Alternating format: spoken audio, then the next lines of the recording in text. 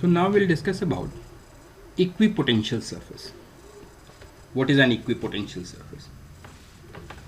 It is an imaginary surface on which every point has the same value of potential. Let's see this with some examples. Now consider this one to be a region of uniform electric field E in the horizontal direction. It obviously means if you move along this direction, x-axis, field would change. But if you move perpendicular to the field direction this way, along y-axis or in z-axis, there will be no change in potential. Now suppose we take a plane surface this way, which is parallel to this yz plane. Then at every point on this plane surface, potential will remain the same. So this is an equipotential surface. Every point on this surface will have the same value of potential. Now let's see another equipotential surface. If we have a similar sort of surface over here, say this one, every point on this surface also has the same potential. But obviously the potential on this surface and the potential on this one, they are not the same. All the points which lie on this surface, they have the same potential. And the points on this one, they have some other potential, but they have a common potential. Similarly, this surface. So any plane surface which is perpendicular to the field direction, in the case of uniform electric field, has the same potential throughout, and so it's equipotential surface. Let's see another example where the direction of field will be, say, along y-axis, this way. If the field is along y-axis, this time equipotential surfaces would be planes parallel to this xz plane, this way.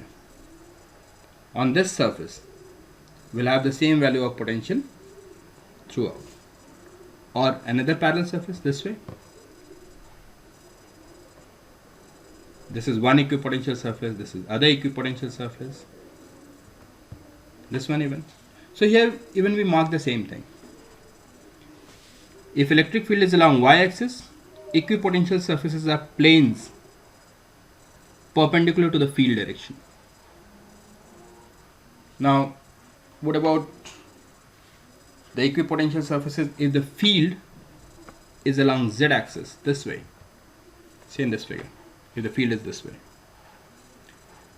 Here even the equipotential surfaces would be planes.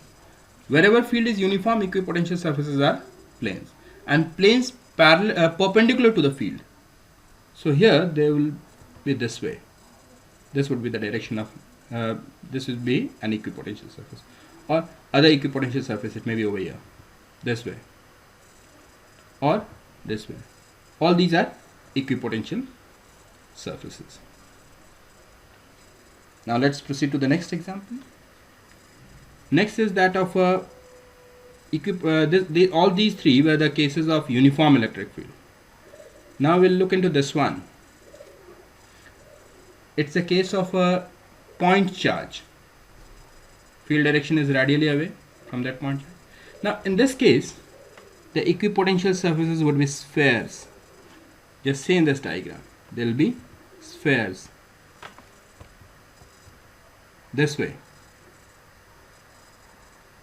with a charge at its center, or another sphere this way.